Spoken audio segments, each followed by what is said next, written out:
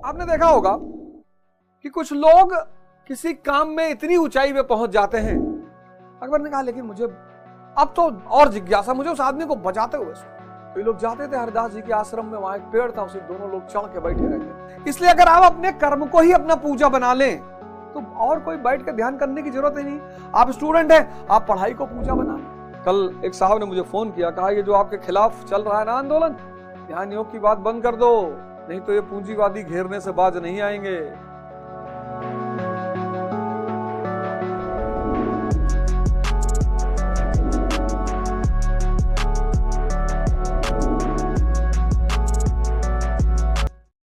मैं जानता हूं कि बहुत सारे लोग मुझसे बहुत नाराज रहते हैं, अच्छी बात है,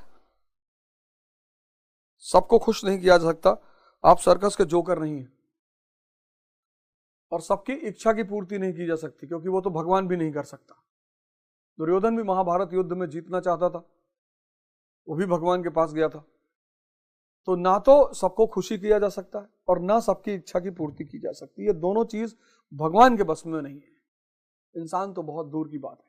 कल एक साहब ने मुझे फोन किया, कहा ये जो आपके खिलाफ चल रहा है ना आंदोलन, ध्यान योग की बात बंद कर दो, नहीं तो ये पूंजीवादी घेरने से बाज नहीं आएंगे। क्यों युवाओं को ध्यान योग सिखा रहे हो, क्यों उनको प्रेरणा दे रहे हो ध्यान योग करने की? कल की बात बता रहा हूं, कल की। क्या आपका कुछ लेना देना है? बताइए, आपका कुछ लेना देना है? लेकिन मुद्दे की बात नहीं चल रही है। अवध ओझा, अवध ओझा, अवध ओझा, बोले ये कैपिटलिस्ट जिनका नाम ले रहे हो, ये जो बार बार युवाओं को ध्यान और योग की बात कर रहे हो, ये सब जो गीता उता पढ़ा रहे हो बंद कर दो। बोले ये गीता का पाठ बहुत लोगों की आंखों में खटक रहा है कि ये क्या कर रहे हो, ये तो फंड किया जा रहा पैसा तुम्हारे खिलाफ।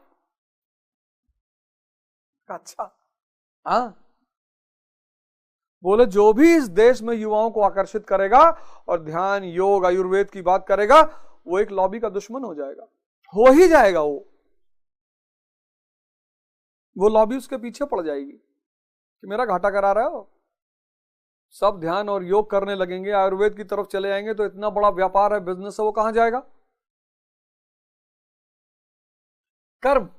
अब ये कर्म जो है, इसको लेकर लोग बड़े विचलित, बड़े परेशान। कर्म क्या है? आपने देखा होगा कि कुछ लोग किसी काम में इतनी ऊंचाई पे पहुंच जाते हैं, फिर लोग क्या करते हैं, लोग उनके बाहर की भाव दशा को नकल करने की कोशिश करते हैं। मैं आपको एग्जांपल देता हूं। जैसे मान लिए सचिन तेंदुलकर है, अब क्रिकेट में बड़ी ऊंचाई पर पहुंच गए, ये बहुत ऊंचाई पर भगवान बन गए क्रिकेट के। अब दो घटनाएं घटती इनके। अब जो लोग इन्हें बाहर से देखते हैं वो सोचते हैं सचिन ऐसे बैठते हैं तो ऐसे बैठना चाहिए, सचिन ऐसे खाते हैं तो ऐसे खाना चाहिए, सचिन सुबह 2 बजे उठते हैं तो सुबह 2 बजे उठना चाहिए। इन सारी बातों का कुछ लेना देना ही नहीं है।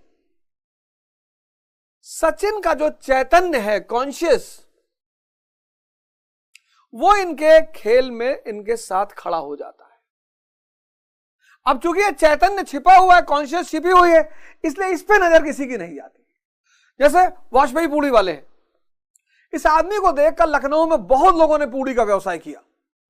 कहते पता नहीं कौन सा मसाला रखे, कोई मसाला नहीं रखे, कोई मसाला नहीं रखे। जब ये आदमी पूड़ी बनाने बैठता है, पीछे से इसका चैतन्य बनाता है, वो शामिल हो जाता है। कर्म ही पूजा है, बड़ा प्यारा लाइन है ये। कर्म ही पूजा है। कब? जब आप अपनी कर्म को ध्यानस्थ होकर करें, आपका चैतन्य उसमें इन्वॉल्व हो जाए। इस कॉन्सेप्ट को समझ लिए, बड़ा मजेदार कॉन्सेप्ट है ये, वरना आप मजबूरी में काम करेंगे। इस आदमी को बाहर से देखकर, इनके बेटे अर्जुन तेंदुलकर, उनसे ज्यादा करीबी कौन रहा होगा, लेकिन बाहर से ही देखा होगा पिता को, अंदर से देखा नहीं। इस पर एक बड़ी प्यारी कहानी मैं आपको सुनाता हूं, बड़ी जबरदस्त कहानी।